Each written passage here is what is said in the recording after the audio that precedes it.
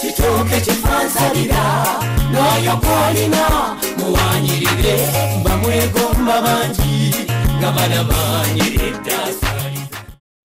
Me not working hard.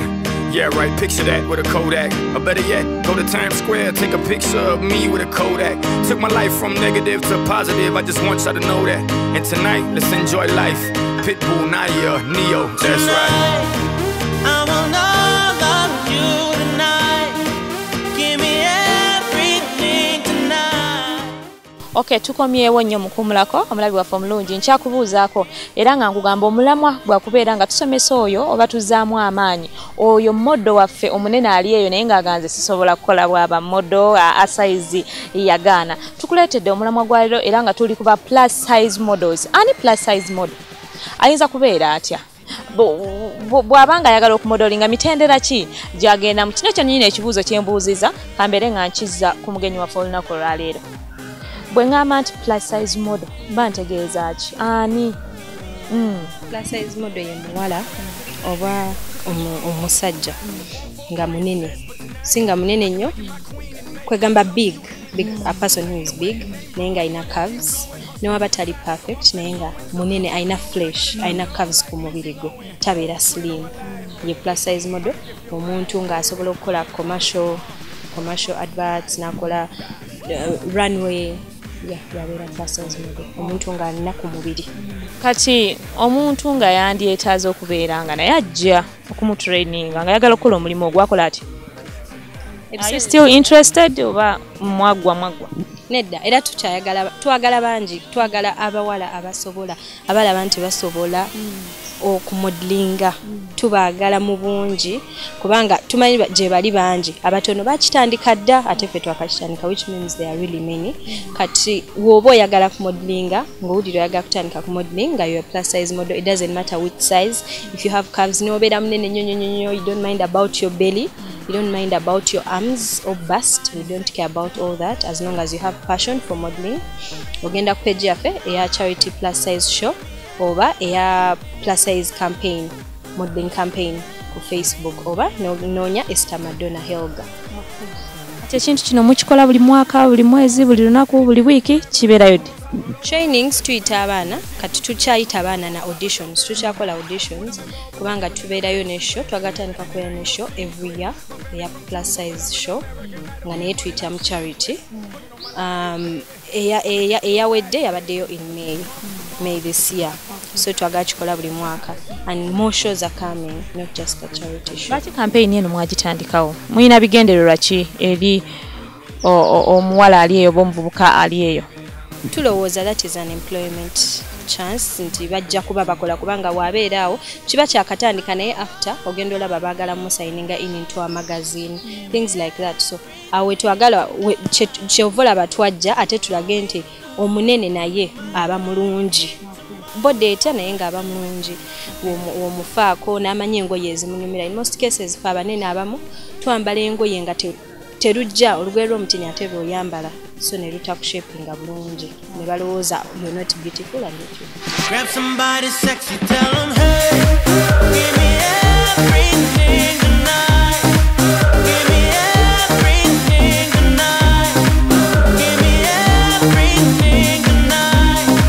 Give me everything. Mufaayo nnyo ku myaka muyina emyaka gye mukomako oba nejjajjajje? nedda kati emyaka tugenda tutandikiranga ku 18 years paka ku 30 years. Abafumbo mubaagala? Tubaagala kasita babanga bakuwadde chance. Abazaalako mubaagala? Tubaagala. Ibanga aba models tebalina kuzaala? Nedda si bwe kiri ewaffe kyobola ebyaffe biri very different buli omu tumulekera chance ye. Qualifications tetulina nyingi naye woba oli muto below 18 naye ng'oli munene tulina n'abaana abato by the way ku show zaffe. And tonight let's enjoy life. Pitbull, Nadia, Neo, that's right. I want all of you tonight. Give me everything tonight. For all we know, we might not get tomorrow. Let's do it tonight.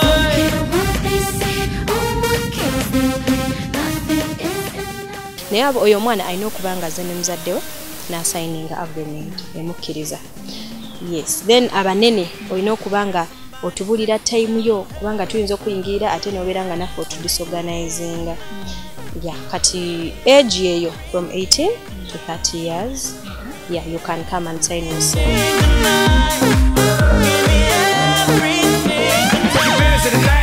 Cause tomorrow I'm off to do battle, perform for a princess. But tonight, I can make you my queen and make love to you endless. Height tetutera kufaayo nnyo naye 5 feet is okay. 5 feet and above. Tulina kye tutogeddeeko kye wandeetaaze okubanga omulabi wa Bukedde TV amanya? Tubadde twagala tulageko abantu abamu ku sizes. Kati nganze ndi already plus size. Nawe Jam ali already plus size. Kati tulinayo ne plus size omulala asobola okwetwegattako naye ne bamulaba size ye nono naye modde waffe mupya yakajoininga naffe teyaliwo ku shewedde. Yes, naye kati size ngeno abamu bali eyo benyoma bagamba nze ndi munene nnyo siri muwanvu naye nga mulaba munene si muwanvu naye nga yeah, she's a plus size model and she loves it. Afaayo nnyo. Modde waffe ogamba tewali mukwano. oli bulungi? Ndi bulungi. Omulimu ogw'okumodelinga ogusanze oti? Nyumiddwa nnyo nnyo. Abali abanene benyoma bagamba kizibu bantu babajja kusekerera ebinyamanyama ebyo tosobola tambuza kakondo gwe ebintu challenges ezo zisanze oti?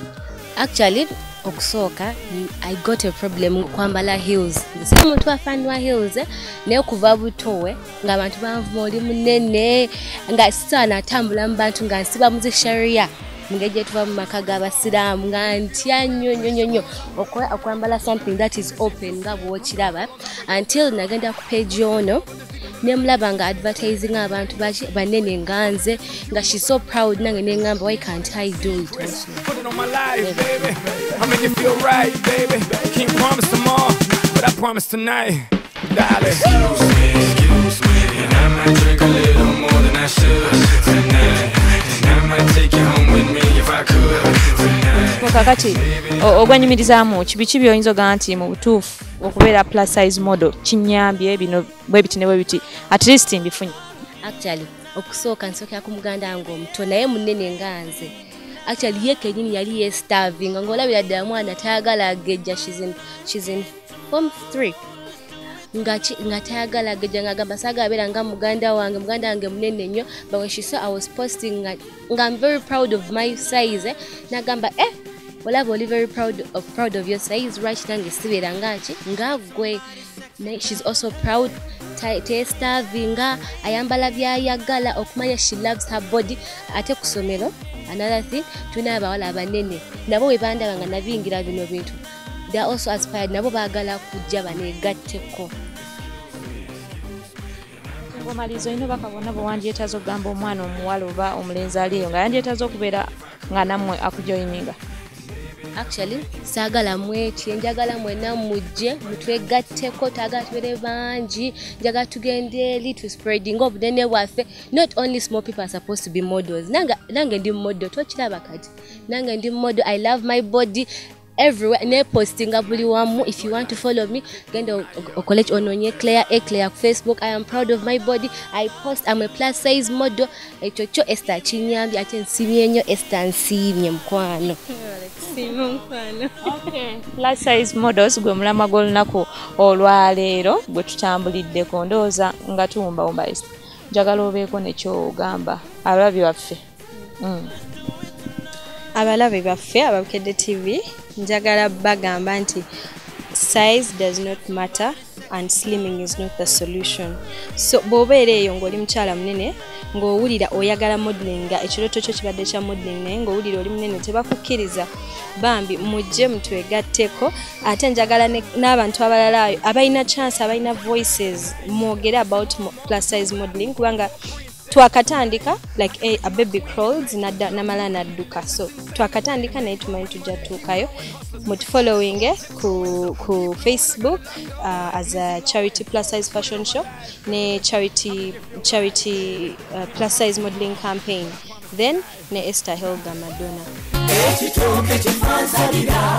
Watutyo bwe tukikoze programu yaffe eya fashion eya Kifansala ku Bukedde TV neto weerabira osobola okubeera nga weefuna akatabo kaffe aka Flyer magazine ku 15 zokka ojja kubeera nga n'abamodozi bano basangamu engeri gy'oyambala omukyalo w'omulembe ali eyo kiki ekikwatako kaviri kyakaliko olugoye kyoluliko ojja kulaba emiko mingi nnyo osobola okubeera nga ojja fashion ate nga ne Flyer magazine gwe ategeka emikolo omugole ali eyo osobola okubeera nga ogyekwata ku mutwalo gumu gwokka ogwe Uganda. Programu eno bw'ogimisinze osobola ogenda ku YouTube ebeerako naawe alina kyayagala olina ekibuuzo ky'oyagala olina anything ekipya ky'oyagala eggwanga libeere nga limanya oba nga liyiga genda ku Facebook page yaffe olaikinge page eyo then ojja kubeera nga okomentinga oba nga osiima oba nga obuuza ekibuuzo kyonna. Tugenda kubeera nga tukoma wano for now tujja kusinkana ate Saturday ejja mu programu eya Kifansalira nsigadde nzo Jamila Nampeera Sebuguzi mubeere bulungi. Ekitooke Kifansalira n'oyo gw'olina muwaanyirire bamwegomba bangi nga balabaanyire eddasa